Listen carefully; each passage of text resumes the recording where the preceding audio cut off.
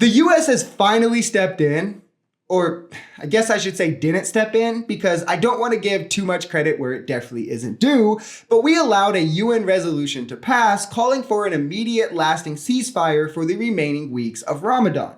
Now, it passed with 14 votes in favor, where the US only chose to abstain, which is a step above vetoing, but we're not voting in favor of, though it did allow the measure to actually pass, making for the first one in the last 5 months that's passed, in the meantime where we had vetoed 3. The problem with an effort like this is the UN generally relies on its members to self-enforce the rulings, where small countries will because they rely on our aid, they don't have the military power the bigger countries do. Lots of countries look to the US regardless.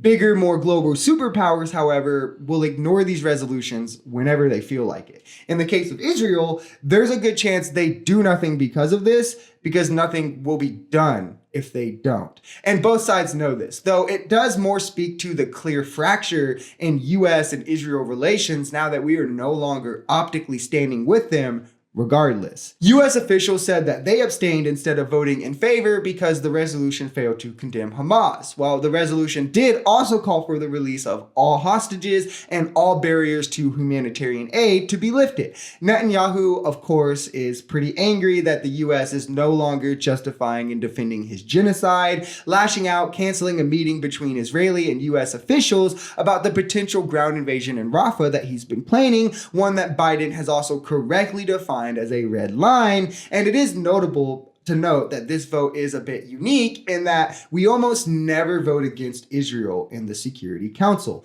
only having done so a few times. 2009 in the last days of the Bush administration, 2016 under Obama about settlers, and 3 months ago for more humanitarian aid are the only times that come to mind, definitely in the immediate history. This is something that the international communities have been calling for months, that is overwhelmingly popular in pretty much every other UN country, with us being the only country that was vetoing the ceasefire, the only country keeping it from happening in most votes. I think the UK voted with us once. International aid agencies have also been saying that it needed to happen, stressing the need for more aid to get in, to stop the famine, the starving, the psychological and just traumatic effects that will be lasting on like the children and the people, even when these things finally do stop. And at this point, we're left to only hope that Israel will listen, because the only punishment they could face for ignoring would be further sanctions,